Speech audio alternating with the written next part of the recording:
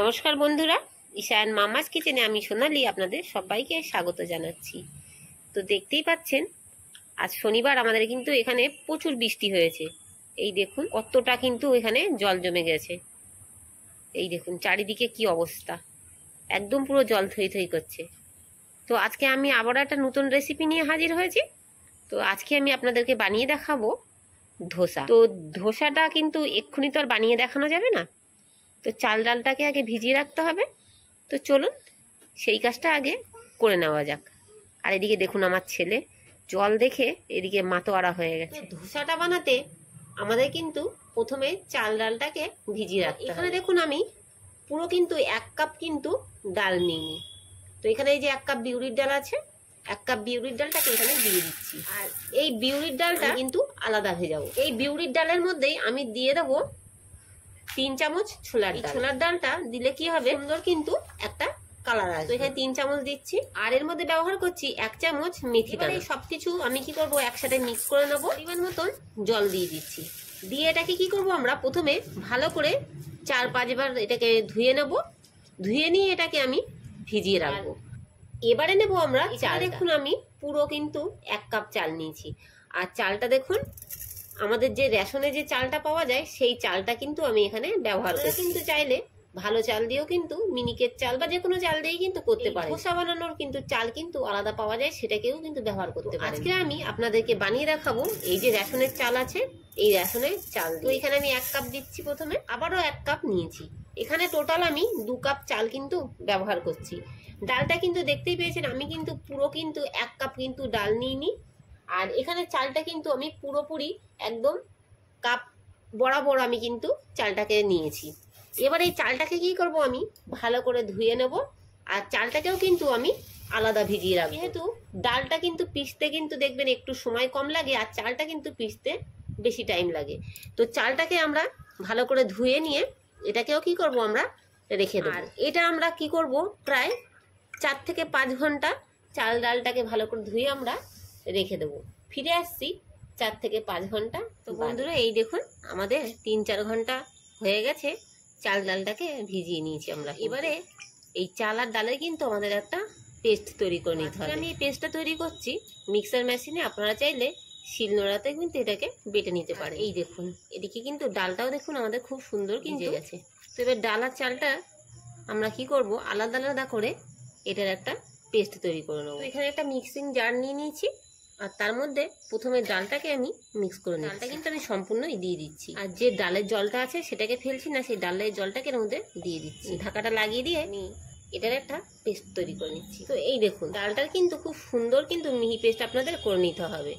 এটা যেন কোনো রকম দানা দানা ভাব না থাকে। তো দেখে হয়তো বুঝতেই পারছেন, এই দেখুন কত সুন্দর কিন্তু একদম মিহি পেস্ট করে নিয়েছি। এবারে একটা আমি এই গামলার মধ্যে ঢেলে নিচ্ছি। তো এটাকে আলাদাভাবে তো সরিয়ে রাখি। এবারে এই মিক্সার জারের মধ্যেই আমি আবার কি করব, চালটাকে এবারে দিয়ে নেব। তো চালটা কিন্তু সম্পূর্ণ আমি একবারে দেব না, দুবারে কিন্তু চালটাকে আমি পিষে নেব। দিচ্ছি এখন, আর হাফটা বাদে দিয়ে নেব। দেখতেই পাচ্ছেন চালের কতটা জল আছে, এই জলটা সম্পূর্ণ কিন্তু আমি দুবারে ব্যবহার করব। তো আবারও ঢাকনাটা লাগিয়ে দিয়ে চালটাকেও কিন্তু আমি মিক্সিতে ভালো করে পুড়িয়ে, খুব একটা কিন্তু মিহি পেস্ট কিন্তু আমি চালের করব না, একটু হালকা দানা দানা ভাব রেখে কিন্তু আমি চালটাকে বেটে নেব। এই যে দেখুন চালটাকেও আমি সুন্দর করে একটা মিহি পেস্ট তৈরি করে নিয়েছি। চালটা কতটা মিহি করেছি আমি আপনাদেরকে দেখাচ্ছি। এই দেখুন ক্যামেরার সামনে ধরছি, দেখুন একটু দানা দানা ভাব দেখতে পাচ্ছেন। এরকমই কিন্তু আপনাদেরকে চালটাকে পিষে নিতে হবে। তো এর মধ্যে কি করছি, চালের মিশ্রণটাকে ঢেলে দিচ্ছি ডালের মধ্যে। বাকি যে চালটা আছে সেটাও কিন্তু আমি এই একই ভাবেতে মিক্সারে দিয়ে এটাকে আমি ভালো করে পিষে নিচ্ছি। তো এই যে আমার বাকি যে চালটা ছিল সেটাকেও দেখুন পেস্ট করে নেওয়া হয়ে গেছে। এটাকেও আমি কি করছি এর মধ্যে ঢেলে নিচ্ছি। যেহেতু মিক্সারে কিছুটা চালের পেস্ট লেগেছিল, তো তার জন্য কি করছি মিক্সারটা ধুয়ে কিছুটা জল দিয়ে দিই। এবারে চাল আর ডাল সম্পূর্ণ একসাথে ভালো করে মিক্স করে দিচ্ছি। আর এতে কিন্তু আমার এক্সট্রা কোনো কিন্তু জল দেওয়ার প্রয়োজন নেই। অতি অবশ্যই কিন্তু আপনাদের ভালো করে এটাকে একটু মিক্স করে দিতে হবে। এই যে দেখুন আমার কিন্তু মিক্স করে নেওয়া হয়ে গেছে। তো এই দেখতেই পাচ্ছেন আমাদের কিন্তু ধোসার ব্যাটার কিন্তু তৈরি করে নিয়েছি। তবে কিন্তু এখনো কিন্তু আমাদের ব্যাটার কিন্তু রেডি হয়নি। আমি কি করব, এইভাবে করে সারা রাত আমি কিন্তু এই ব্যাটারটাকে রেখে দেবো। তারপরে দিন সকালবেলা গিয়ে আমি আপনাদেরকে ধোসাটাকে বানিয়ে আমি কি করছি, এইভাবে ঢাকা চাপা দিয়ে দিচ্ছি ওপর থেকে। তাহলে আমাদের দেখা হচ্ছে কাল সকাল। এই যে দেখুন বন্ধুরা, সকাল সকাল কিন্তু আমি ব্যাটারটাকে নিয়ে চলে এসেছি। ব্যাটারটা দেখাই আপনাদের কত সুন্দর কিন্তু এটা অ্যাক্টিভ হয়েছে। এই দেখুন, দেখে হয়তো আপনারা বুঝতেই পাচ্ছেন কত সুন্দর কিন্তু ব্যাটারটা আমাদের রেডি হয়ে গেছে। কিন্তু ব্যাটারটা কিন্তু আমাদের এবারে আবারও ভালো করে একটু মিক্স করে নিচ্ছি। এই মিক্সারটা কিন্তু আমরা সমস্তটা ব্যবহার করব না, আমি যতটা ব্যবহার করব ঠিক ততটা কিন্তু আমি বার করে নেব। এখানে আমি একটা গামলা নিচ্ছি ছোট, এই গামলায় অল্প কিছুটা আমি ব্যাটার তুলে নিচ্ছি, নিয়ে আমি আপনাদেরকে দেখো। এই যে ছোট গামলার মধ্যে দেখতে পাচ্ছেন কিছুটা কিন্তু ব্যাটার আমি নিয়ে নিয়েছি।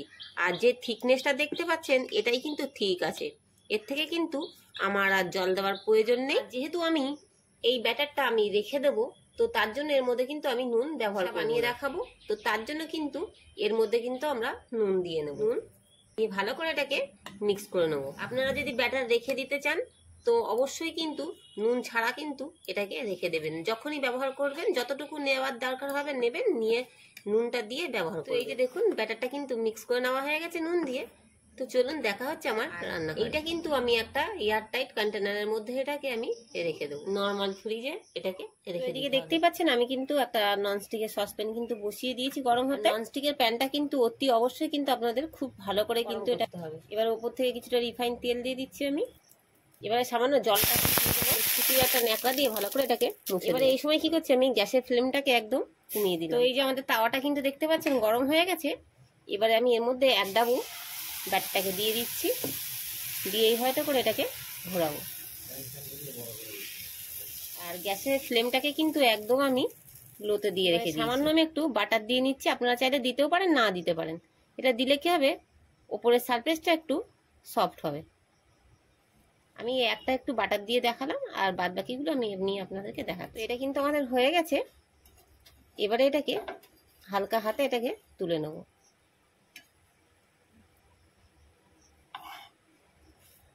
দেখে হয়তো বুঝতেই পাচ্ছেন কত সুন্দর কিন্তু এই দেখুন ধোসাটা কিন্তু হয়ে গেছে। আমি আবারও একটা আপনাদেরকে করে দেখাচ্ছি। কিছুটা ব্যাটার দিয়ে নিচ্ছি, ঠিক একই ভাবেতে কিন্তু এইভাবে করে আমি অবশ্যই কিন্তু আপনাদের কিন্তু গ্যাসের ফ্লেমটাকে কিন্তু একদম লোতে দিয়ে রাখতে হয়ে গেছে।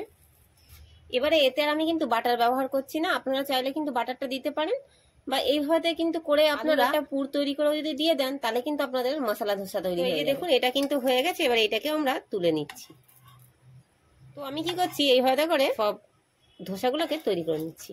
তো এই যে বন্ধুরা দেখতেই পাচ্ছেন তৈরি করে নেওয়া হয়ে গেল আজকে আমাদের। আশা করি আমাদের রেসিপি আজকে সকলের ভালো লাগে। আমাদের যদি রেসিপি ভালো লাগে তো অবশ্যই একটি লাইক, শেয়ার এবং কমেন্ট করে দেবেন। কমেন্ট করে জানাবেন যে আমাদের ভিডিওটা আপনাদের কেমন লেগেছে। আজকের মতন এতটুকু, আবারও দেখা হচ্ছে নতুন কোনো রেসিপি। সবাই সুস্থ থাকবেন, ভালো থাকবেন, ধন্যবাদ।